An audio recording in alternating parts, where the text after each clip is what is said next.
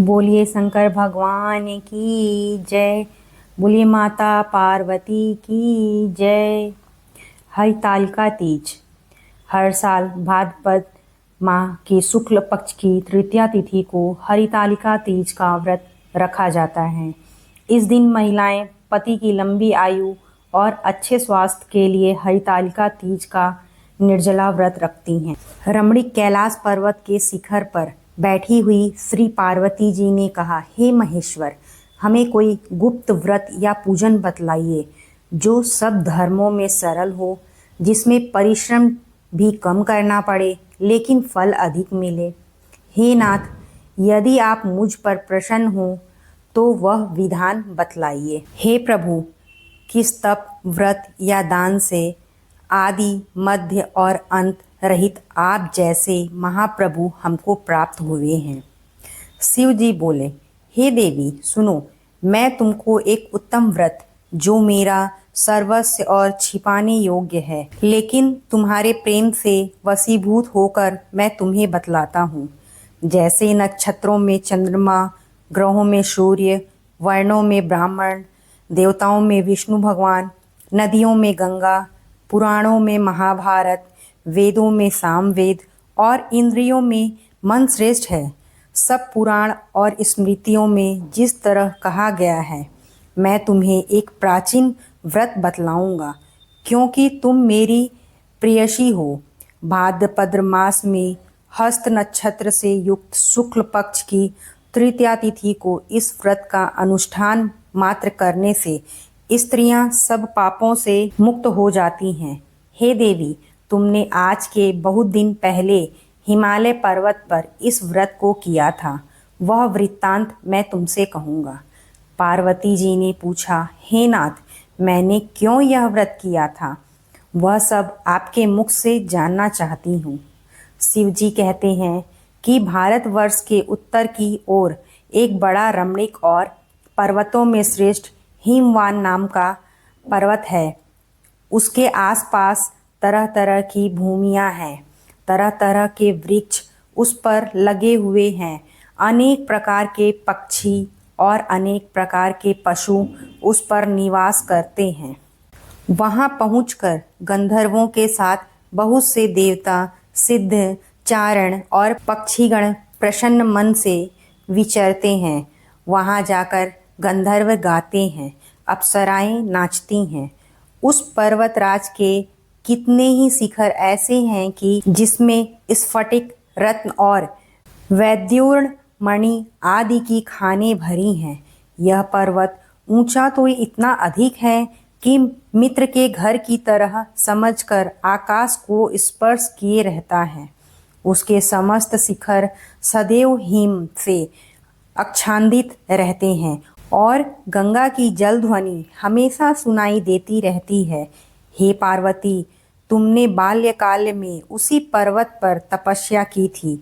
12 वर्ष तक तुम उल्टी टंगकर केवल धुआं पीकर रही। 64 वर्ष तक सूखे पत्ते खाकर रही।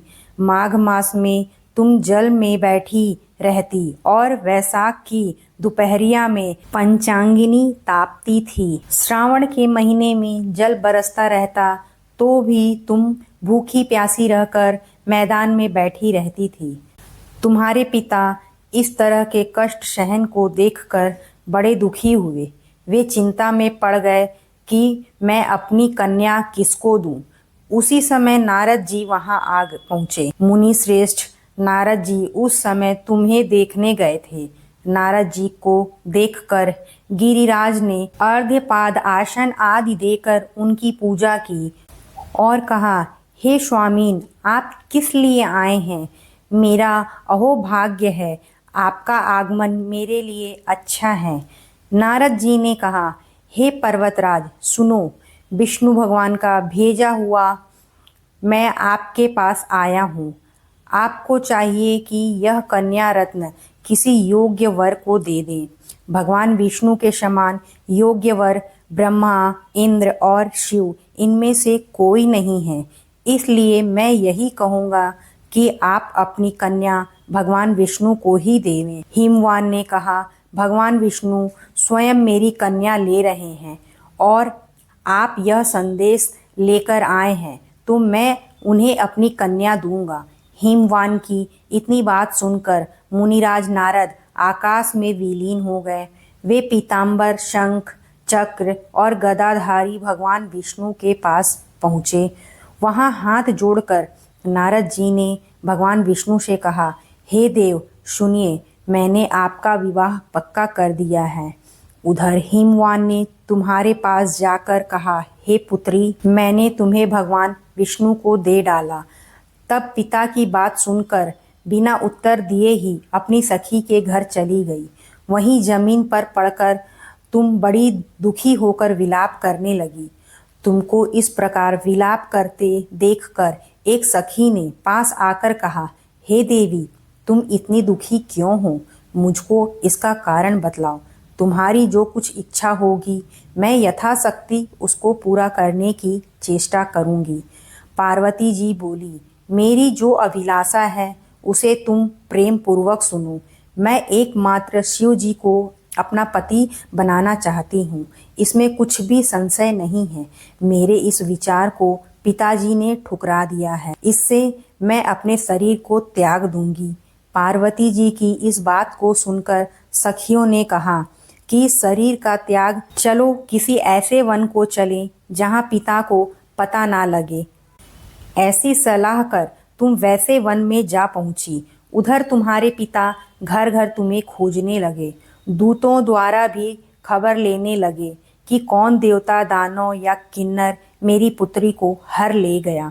उन्होंने मन ही मन कहा, मैं नारद जी के आगे प्रतिज्ञा कर चुका हूँ कि अपनी पुत्री भगवान विष्णु को दूंगा। ऐसा सोचते सोचते हिमवान मूर्छित हो गए। गिरिराज को मूर्छित देखकर सब लोग हाहाकार करते दौड़ पड़े। जब होश आया तो सब पूछने लगे कि गिरिराज, आप अपनी मूर्छा का कारण बतलाइए। हिमवान ने कहा, आप लोग मेरे दुख का कारण सुने। ना मालूम कौन मेरी कन्या को हर ले गया है। ऐसा नहीं हुआ तो उसे किसी काले सांप ने काट लिया होगा या सिंह बाघ खा गए होंगे। हाय हाय, मेरी बेटी कहाँ गई? किस दुष्ट ने मेरी पुत्री को मार डाला? ऐसा कह वे वायु के झोंके से कांपते हुए वृक्ष के समान कांपने लगे। इसके बाद हिमवान तुम्हें वन वन खोजने लगे। वह वन भी सिंह, भालू आदि हिंसक जंतुओं से बड़ा भयानक हो रहा था। तुम भी अपनी सखी के साथ उस भयानक वन में चलती चलती एक ऐसे जगह जा पहुंची जहां एक नदी बह रही थी। उसके रमणीय तट पर एक बड़ी सी कंदरा थी। तुमने उसी कंदरा में आश्रय लिया और मेरी एक बालुकामयी प्रतिमा बनाकर अपनी सखी के साथ निराहार रहकर मेरी आराधना करने लगी। जब भाद्र शुक्ल पक्ष की हस्तयुक्त तृतीया तिथि प्राप्त हुई तब तुमने मेरा विधिवत पूजन किया और रात भर जागकर गीत वाद्यादि से मुझे प्रसन्न करने में बिताया। उस व्रत राज के प्रभाव से मेरा आसन डगमगा उठा, जिससे मैं तत्काल उस स्थान पर पहुंचा जहां की तुम अपनी सखी के साथ रहती थी। वहां पहुंचकर मैंने तुमसे कहा कि मैं तुम पर प्रसन्न हूँ, बोलो क्या चाहती हो। तुमने कहा, मेरे देवता, यदि आप मेरे ऊपर प्रसन्न हैं तो मेरे पति बने। मेरे तथास्तु कहकर कैलाश पर्वत पर वापस आने पर तुमने वह प्रतिमा नदी में प्रवाहित कर दी और सखी के साथ उस महाव्रत का पारण किया। हिमवान भी तब तक उस वन में तुम्हें खोजते हुए आ पहुँचे। चारों दिशाओं में तुम्हारी खोज करते करते वे व्याकुल हो चुके थे, इसलिए तुम्हारे आश्रम के समीप पहुँचते ही गिर पड़े। थोड़ी देर बाद उन्होंने नदी के तट पर दो कन्याएं देखी। देखते ही उन्होंने तुम्हें छाती से लगा लिया और बिलख कर रोने लगे। फिर पूछा, पुत्री, तुम सिंह, व्याघ्र आदि जंतुओं से भरे इस वन में क्यों आ पहुंची? पार्वती जी ने उत्तर दिया, हे पिताजी, मैंने पहले ही अपने आप को शिव जी के हाथों में सौंप दिया था। आपने मेरी बात टाल दी, इससे मैं यहाँ चली आई। हिमवान ने संतावना दिया कि हे पुत्री, मैं तुम्हारी इच्छा के विरुद्ध कुछ ना करूँगा। तुम्हें अपने साथ घर ले आए और मेरे साथ तुम्हारा विवाह कर दिए। इसी से तुमने मेरा अर्धासन पाया है। तब से आज तक किसी के सामने मुझे यह व्रत प्रकट करने का अवसर नहीं प्राप्त हुआ है। हे देवी, मैं यह बताता हूँ कि इस व्रत का हरितालिका नाम क्यों पड़ा। तुमको सखियाँ हर ले गई थी, इसी से हरितालिका नाम पड़ा। इस पर पार्वती जी ने कहा, हे प्रभु, आपने नाम तो बताया, अब विधि भी बतलाइए। इसका क्या पुण्य है, क्या फल देता है, यह व्रत कौन करे।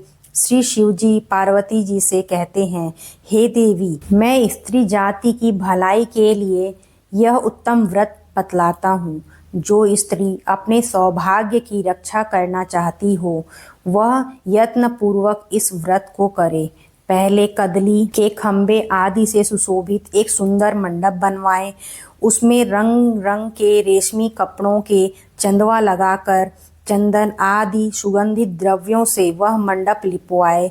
फिर शंख, भेरी, मृदंग आदि बजाते हुए बहुत से लोग एकत्रित होकर तरह तरह के मंगलाचार कहते हुए उस मंडप में पार्वती तथा शिव जी की प्रतिमा स्थापित करें।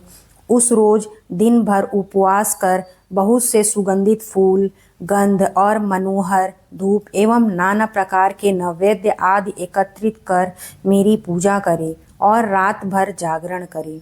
ऊपर जो वस्तुएं गिनाई गई हैं, उसके सिवाय नारियल, सुपारी, जमवीरी, नींबू, लौंग, अनार, नारंगी आदि जो जो फल प्राप्त हो सके उसे इकट्ठा कर लें। उस ऋतु में जो फल तथा फूल मिल सके उन्हें विशेष करके रखें।